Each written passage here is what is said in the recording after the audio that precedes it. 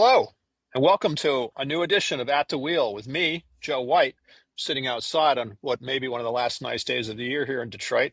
I write the High Speed Rodeo newsletter, and with me is Tu Lee of Sino Auto Insights. And as always, we will be diving in to the latest news and trends in the world of cars. This week, we're going to talk about GM's Tech Day. We're going to talk about the conference that we're both going to be at in Detroit, the Reuters Automotive conference. And we're going to, look at what the latest is in the news. We have a lot to say, but as always, none of it should be taken as investment advice. Tu, how you doing? And what's on your mind as we head into Halloween? Who needs Halloween scaries when you've got the auto industry to worry about? It is absolutely crazy. So, a couple things, Joe. I'm looking forward to sharing the stage with you tomorrow afternoon at the Reuters conference. We're gonna probably poke some bears and hopefully get some good responses and some good interaction. Number two, my son in eighth grade just got back from his DC trip, and Oh, wow, fun. luckily, only one of the museums was open, so he did get to go to the Spy Museum. I think most of the other museums are either closed or semi-closed because of the shutdown. So, in the last thing I will let you know is that the Chinese automotive body came out with their projections through 2040. So for the next 15 Oh, years, right. really, really aggressive. I think you've seen some of those numbers, so we can talk about that a little bit. But I What, you know don't what? want. Go ahead. Go ahead. Well, I was going to say, why don't we talk about that? Because I think that is going to give some context to some of the other things that we thought of before. Looking at like I said, looking at GM's Tech Day and looking at Tesla, kind of what's the latest is from Tesla. But Let that me let me that set the table document then. from yeah, Let me to set do the that table. because that document sets the table. Go ahead. So they've come up with these plans every 5 years. And we've seen from the West, I think, over the last several years, that everybody was kind of surprised. And so they had one 10 years ago and they had one 5 years ago. They launched one last week. And it tells you percentages, it tells you goals, it tells you, you know, what they plan to do with regards to qualitative factors. And so Right. I don't want anyone in the West to be, oh, I'm so surprised that they hit this 80% take rate in 15 years Hmm. because guess Hmm. what? That was what they were targeting. But to set the table, the China market is the largest passenger vehicle market in the world. It's around 25 to 27 million units. By 2040, it should be over 30 million units. And it's been the number one market since 2009. It's almost double the US market, and it is more than double the European Union if you exclude the UK. So these when you think about the numbers and the percentages that we're going to be talking about in the next couple of seconds here, think about 25 million, 27 million, 2x the EU, almost 2x the US market. And so what were the numbers that jumped off the screen when you were looking at them, Joe? Hmm. Hmm. Well, I think the 80%, I mean, the 80% take rate for electrified or electric vehicles, which honestly is, I mean, it looks like a stretch, except that they're starting today, like this year, it's over half. So, I mean, definitely it's going to be, it's ambitious in the sense of, they're going to move to the interior, right? I mean, electrifying big city driving is one thing. Electrifying driving in the more rural, less affluent interior of China is probably another. But when you're starting from a base of over half, um, and you've got the government, the central government, and presumably the provincial governments acting toward this goal, um, it really does seem like China is just gonna be more or less done with combustion technology, except for probably specialty uses of one kind or another, and that And that it's all gonna exports. be, yeah, well, exports, right, because they got all that capacity, and we can talk about that. But yeah, exports to markets where electrification will come much more slowly again because of money and infrastructure. But yeah, I mean, it does seem like they're going to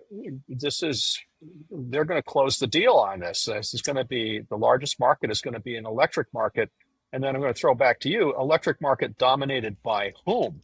Not by the Western automakers, I assume, right? It's going to be dominated by who?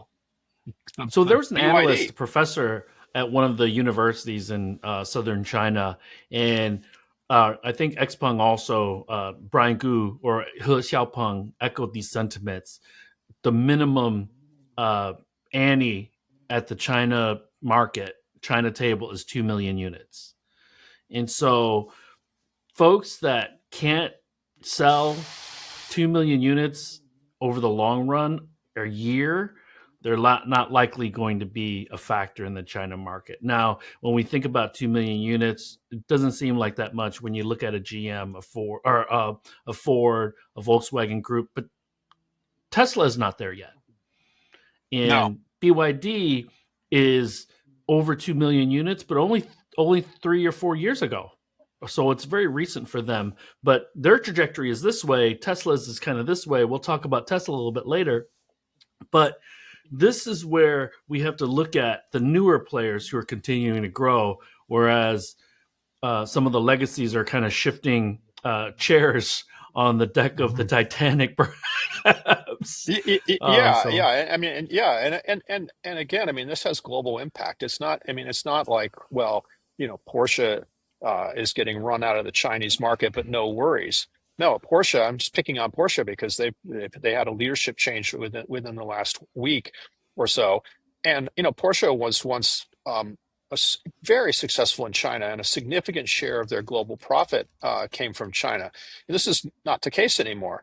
And you got the CEO of the Volkswagen Group, which still kind of sort of, controls Porsche to a degree, even though it's a separate share listing. But CEO of Oliver Bloom, before he exited as CEO of Porsche, basically said our business model is doesn't work anymore.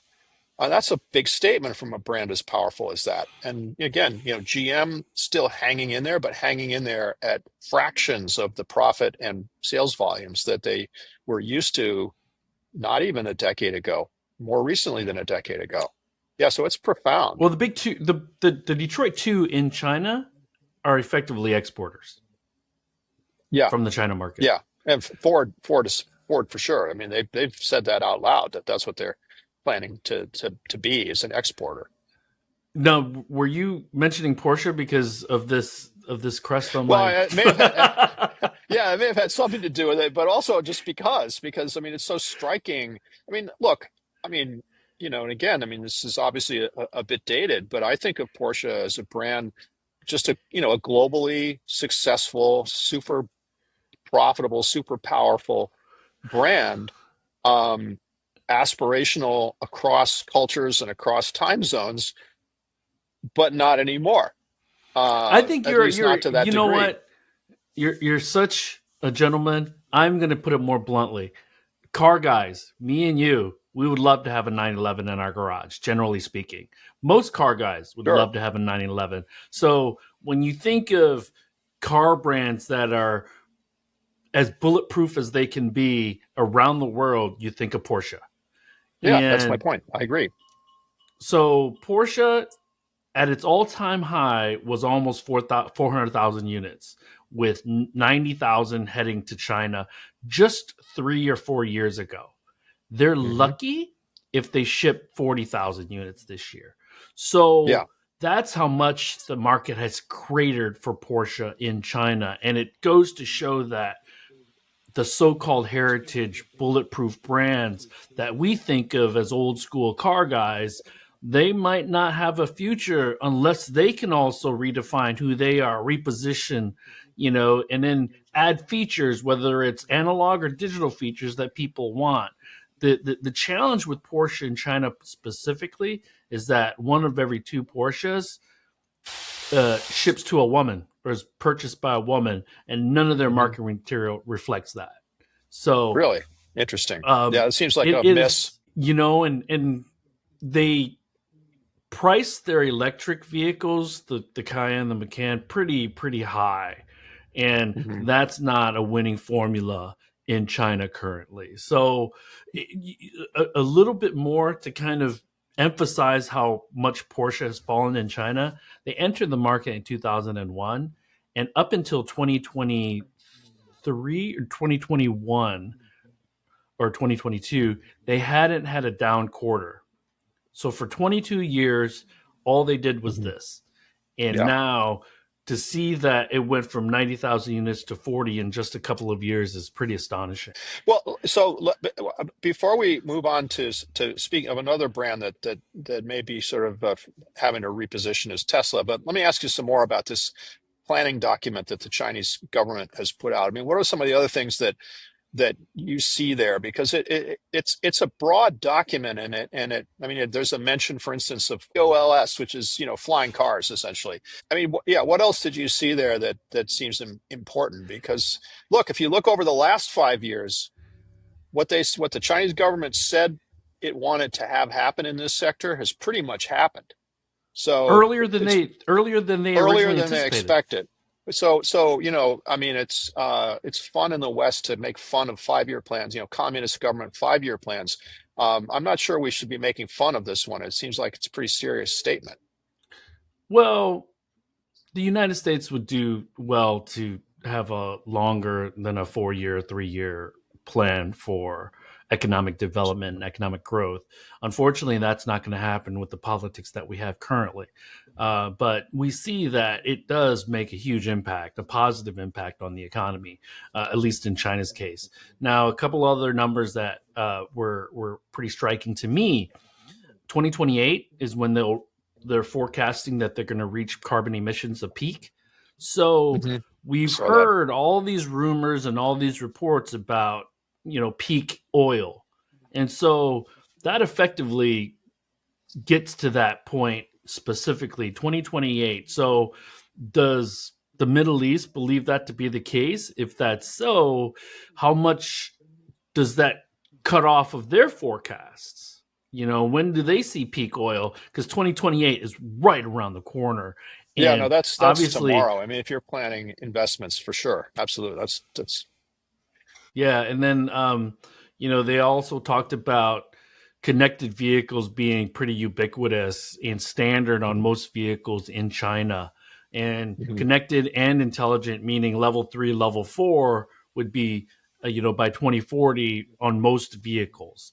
And so this dovetails over, and we can talk about this, but really quickly moving back over to the GM Tech Day, the Right. first level three vehicle that GM is going to launch is the Escalade IQ. So I know you spent a few minutes browsing GM's Tech Day. So good, bad, the ugly. Joe, why don't you let us know what you think? Yeah, I did not. First of all, I did not go to the tech day. I did not go. So, but I listened to or read the transcripts of interviews that Mary Barra and Sterling Anderson, who I'll come back to in a second, the new chief of product strategy for GM, gave to the Decoder podcast, Neelay Patel's podcast, quite extensive interview. And also an interview that Sterling Anderson gave to Automotive News Shift podcast, which also an extensive interview. And I'll hit what I thought were the highlights. I mean, what was interesting. So first of all, it's important for anyone, two people who don't know this maybe, is that Sterling Anderson um, has been a leader in sort of autonomous vehicle technology for a long, long time. He's one of the originals, OGs in that space. He worked at Tesla. Then he went to Aurora, the autonomous or self-driving truck company. GM hired him away from Aurora, but he brings to GM, obviously the experience that he had at Tesla and the mindset, the kind of the Silicon Valley digital tech industry mindset that is prevalent at both of those companies. So And the now, credibility for Wall and the Street. credibility, right, and credibility with Wall Street. I mean, look, as far as I can tell, it's a great hire by GM, and so that he was hired, I think, back in May. Started in June. I just looked this up because I'm riding my high speed rodeo. I was doing it before we jumped on. So he's been with GM a little less than 5 months, and this is his big rollout. Look, I mean, if you look at what GM is talking about, we're going to have eyes off the road, automated driving. We're going to have backup power as a business. We're going to have a unified electrical architecture for future vehicles that will allow for rapid and frequent updating of the vehicle. We're going to invest in robots. I mean, what does this sound familiar? Well, yes, of course it sounds familiar because a lot of that stuff is adapted from the Tesla playbook. I mean, it's the idea that it's not a car company; it's a digital technology company that happens to make cars. Um, Now, look, I don't have a problem with Sterling Anderson. I mean, that's why they hired Sterling Anderson. They didn't hire Sterling Anderson to come to GM and do the same old stuff. They hired this guy to bring that sensibility and this menu of product strategies and tech strategies to the company. Um, I guess the proof will Could be in we the say pudding. that he's GM's Doug Field? He's GM's Doug Field. And Doug Field, again, to place everyone, Doug Field was hired by Ford, I think, back in 2021. He is former Tesla. He led development of the Model 3, which is basically the Model 3 and the Y. He then went to Apple to lead what, at least for the time being, is an abortive attempt to build an Apple car.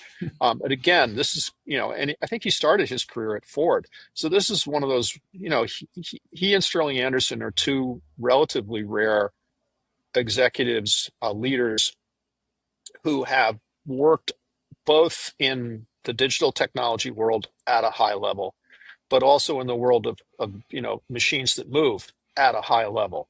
So if you're trying to adapt the Tesla playbook and you're years behind, I mean, I'll be uncharitable now. I mean, Tesla, debuted the Model S with upgradable software and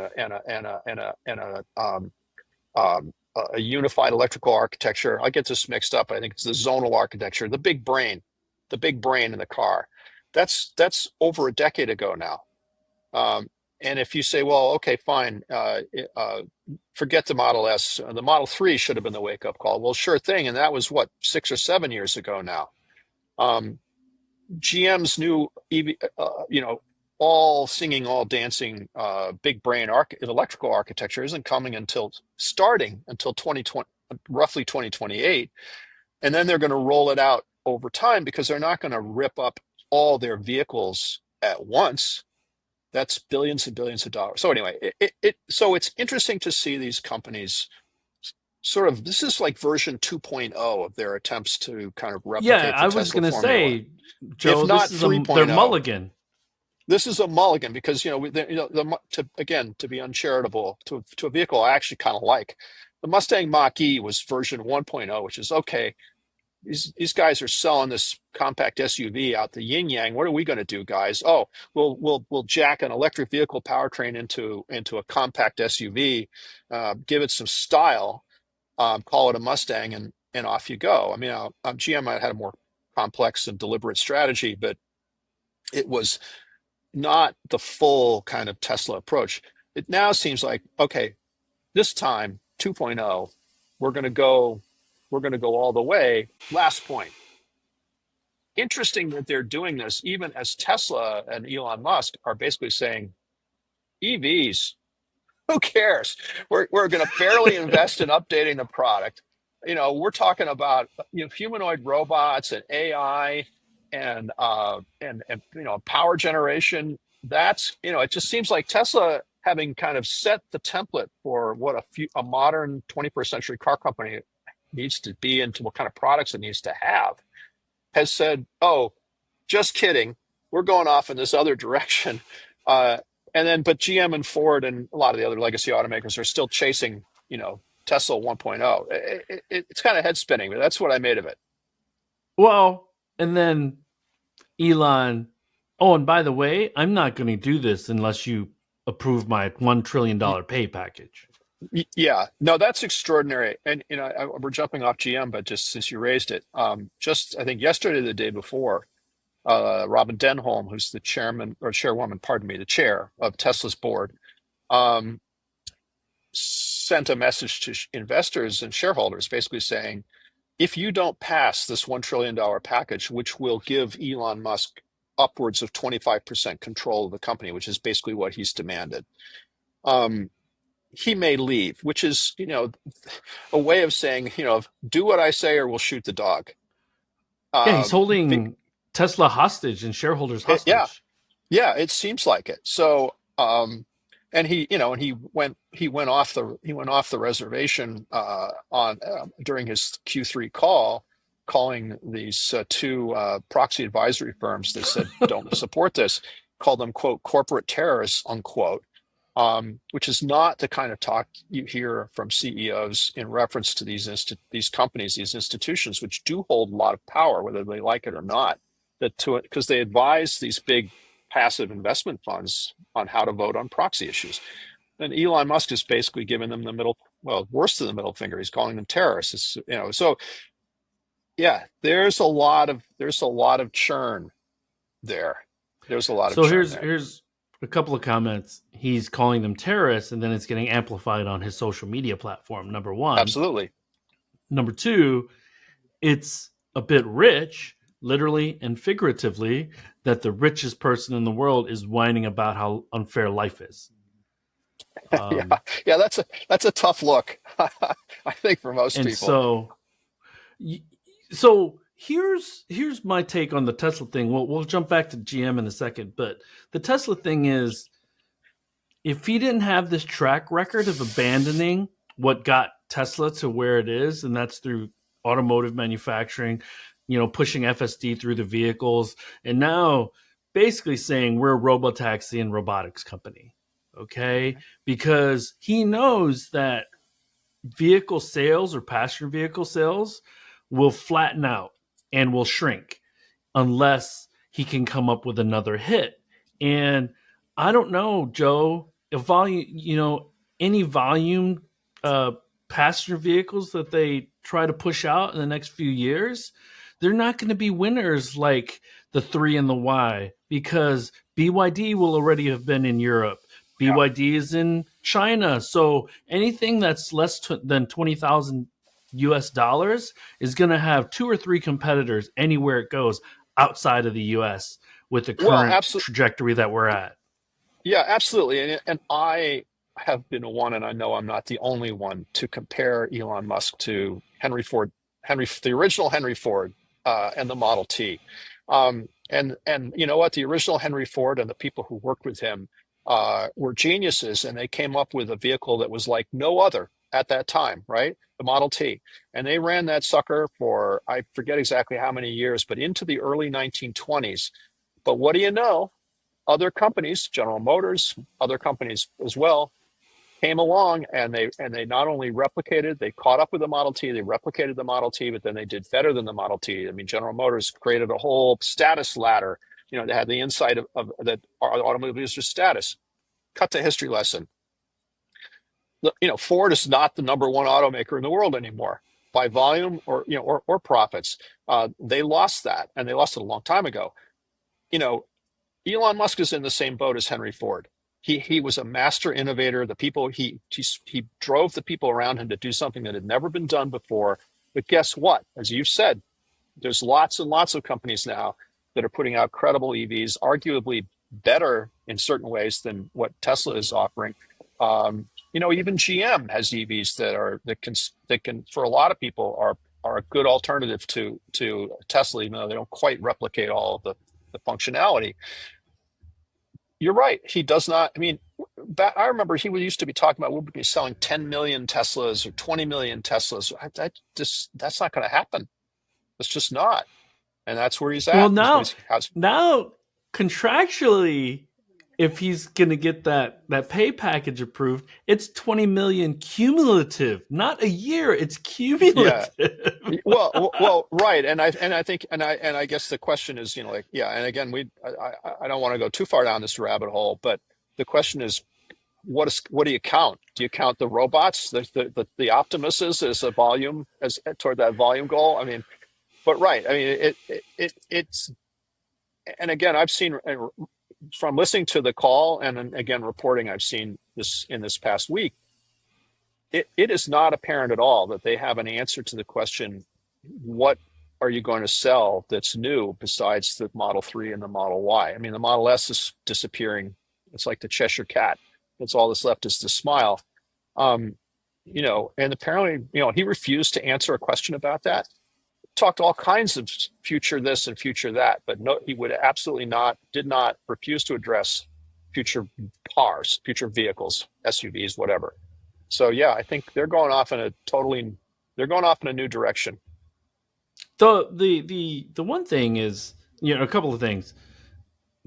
They pretty much know, the board knows that if Elon leaves, the share price will crater. Yes, But that's a pretty good prediction.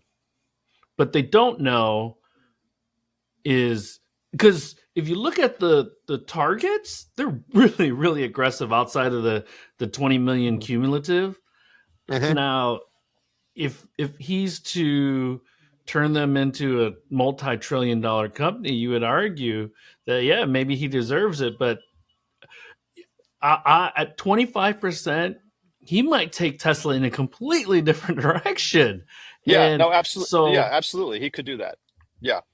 And and I think that's the point. I mean, you know, he's one of those people, and there's some other people in public life who are like this.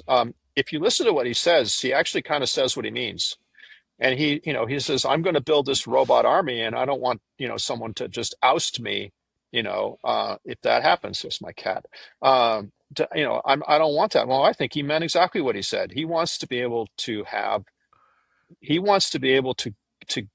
pocket the winnings if he's actually able to develop, a quote unquote robot army that can, hoover up, what are now wages paid to humans and turn it into revenue paid to a robot service. I mean, that's what I well, think, and I also, think there's some others who think here's the that too. thing: there's SpaceX, there's the Boring Company, there's all these different, and then Yeah, you let's look not at it forget like, those things. if if Tesla is struggling, maybe he's going to use Tesla IP to help SpaceX and vice versa, and not need to pay because he's in complete control of all these companies. And so it gets potentially really messy Yeah, because, from a corporate governance point of view, it's very messy. I agree, and that's definitely one of the challenges.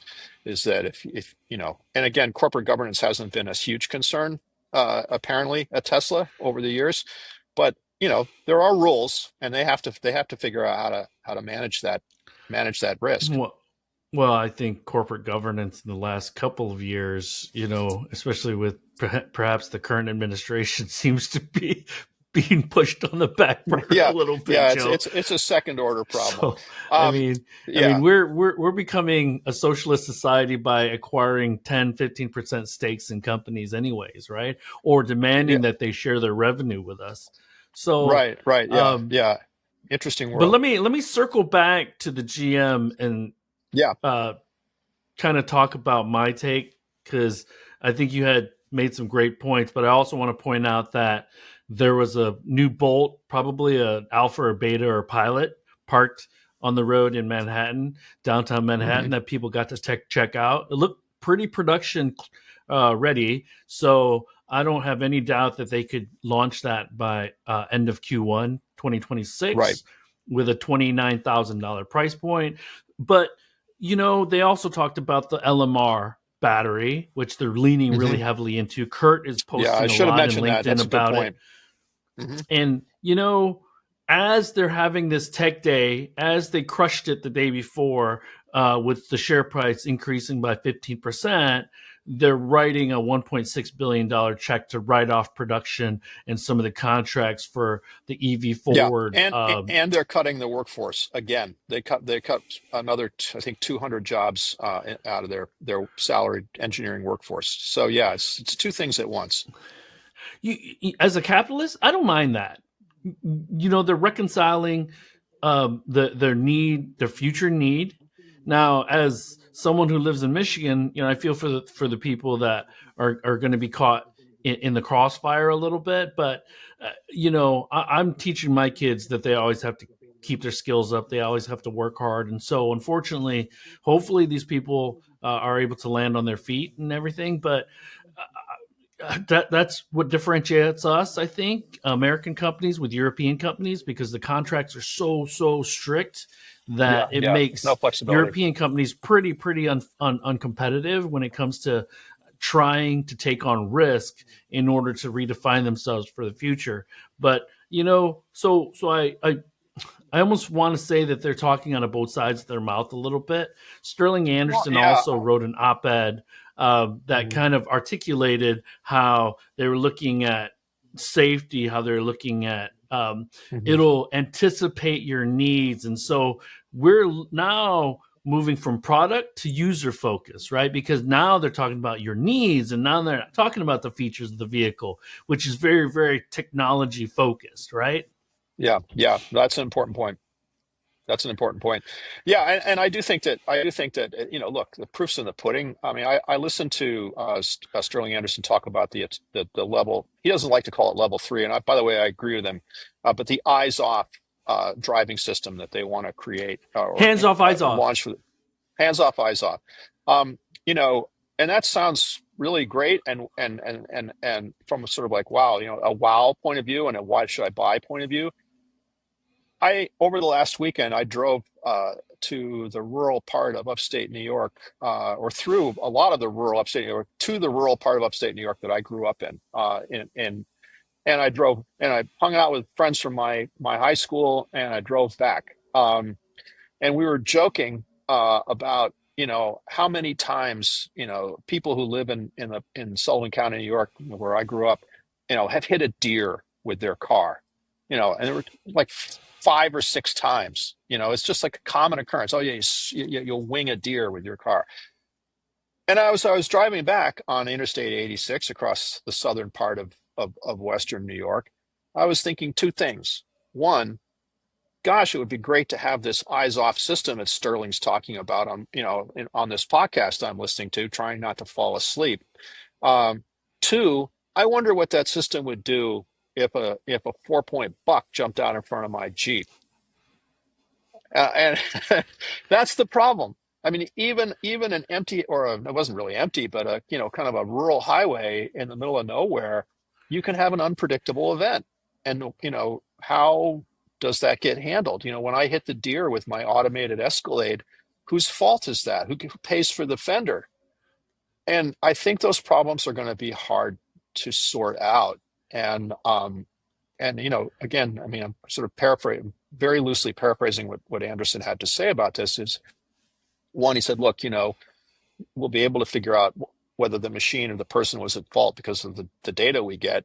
Two, if we GM are at fault, we will stand behind the product. And three, I think maybe he would have put this first. We're going to design the product so that it's safe. And I still say, what about the deer? The deer is going to confound all this, not just the deer, all kinds of things. So I don't know. We'll see how it goes, but I think it's going to be harder to do in this country than maybe they'd like.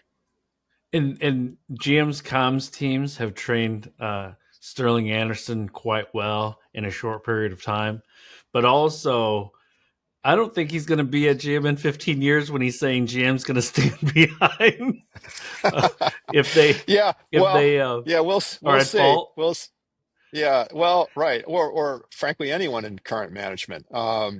But look, there's a lot. I think there's a reason why they're not promising anything before 2028, and then even then, in a very limited run, super expensive vehicle, which is the electric Escalade. They will not be doing what Tesla is doing, which is beta testing their driving systems on Or thousands and thousands of customers. forcing us to be beta testers. Yeah, right. Forcing You know, forcing everybody else on the road to be beta testing. I don't think they're not going to do that. There was like a one very brief moment in one of the interviews. I think it might have been the Decoder interview, where Sterling Anderson says something to the effect of, "Well, we're not autopilot, or autopilot isn't testing the way we do." And I think, yeah, you would know because that's what he ran.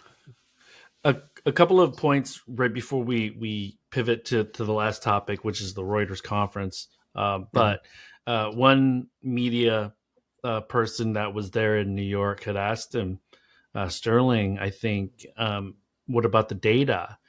And who owns the data? And he said the customer owns it. And so he was a bit non-committal. Does that mean that GM's going to compensate us for using our data?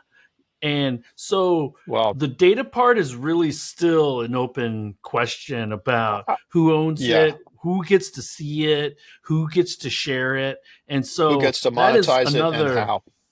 that's Yeah. that's exactly another layer that you and I should pursue over the next 18 to 24 months to see if people are able to articulate, especially the ones that are going to take advantage of it and try to monetize it, obviously. Yeah. But really quickly, Joe, I know you are moderating a few different panels Wednesday and Thursday. So maybe you can kind of summarize what your experience has been over the last few years, not just this year, but what's the Reuters conference about? What do you get out of it, and what are you moderating this time around? Yeah, and I'll try to do it briefly. Look, I mean, this the Reuters Automotive Conference. They do one in Europe, and they do this one in Detroit. And it's a good show. I mean, they get senior executives from a number of car companies to show up. Reuters journalists. I'm retired from Reuters now, but Reuters journalists will interview them, get them to make news, which they usually are successful at doing. Usually, these folks come with a purpose. And of course, you get to hang out with people, not just, sort of senior automaker executives, but people who are kind of down in the trenches doing real work at supplier companies, especially companies that supply digital technology and kind of advanced technology to the auto industry. Those are These are the generally the folks who, more interesting conversations, by the yeah, way. yeah, very much so, because they see how the sausage is really getting made, and how much of the snouts and the what's are going into it. So from that perspective, it's fun for me as a journalist, covering the industry, to kind of get reality checks and to learn things. You always learn something from being with people that you don't learn from watching a video, or even or whatever other sort of indirect means. If you're with people, you're just going to learn more. You're going to learn what the reality is behind some of the bold claims. The panels I'm moderating, see if I can remember them. The panels I'm monitoring, one has to do with the state of the supply chains, which is a very timely topic. Again, we've got chip concerns again. We've got rare earth concerns because of the trade war again, and then the trade war. The trade wars have kind of replaced, COVID disruption as a source of instability in supply chains. So there's that. We'll be talking actually about the topic you mentioned just a minute ago. Who owns the data, digital monetization strategies, with several people from different companies, including Volkswagen.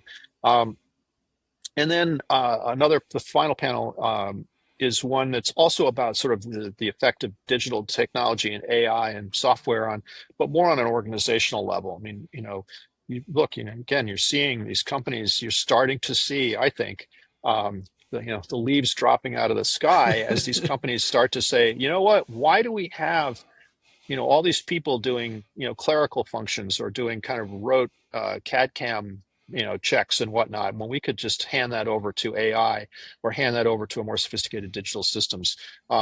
So again, one of my panels is that, and then you and I are going to have a talk about kind of Hmm. the U.S. versus China. Who can win? Can there be a tie? And I'm looking forward to that.